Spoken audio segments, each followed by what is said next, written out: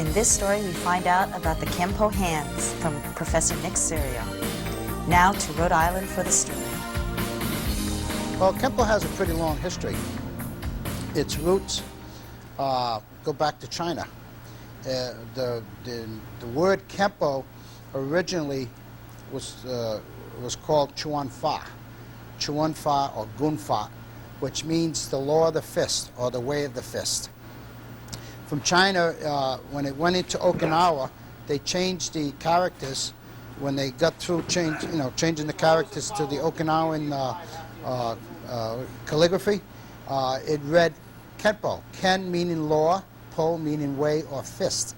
So we now got the word Kenpo, which means law of the fist. In Okinawa, it's spelled K-E-N-P-O. In Japan, it's called K-E-M-P-O, Kenpo, which means the same thing, law of the fist, or the fist way. Doing the research that I have done in the past, I found out that Chuan-Fa, if you go really back with it, it not only meant the law of the fist, but it meant Chinese boxing. It involved a lot of, as far as we know, circular type hand movements. It's been very difficult to get, to go too far back with it because there was a lot of the history was lost. But we go back to Koshiru Kenpo, which was actually brought to Hawaii by Dr. James Matosi. And from there it went from Hawaii into California, and here we are today with it. That's basically what Kenpo is all about. You have maybe 4, maybe 5 major systems of Kenpo today. Once again, we make a redirection. Well, my people who run my schools, they all have to train at least once a week here, at least once a week. Some of them train more. I go through the workout with my black belts. We still work on our basics. We do a lot of endurance training. We do a lot of training in proper methods of teaching. Believe it or not, there's a lot of training that goes into proper teaching because each person that comes into a school has to be taught on a different level. There's no such thing as teaching everybody on the same level. So one of the main requirements of any one of my black belts teaching the Nick Cerio Kenpo system has to train here at least once a week. But I can say honestly, most of them train at least twice a week here. And our training sessions go for about 2 to 2.5 hours. Again, the one-on-one training for techniques relies a lot on basics, okay? We mainly work on balance, distance, coordination, transition, where does the power come from?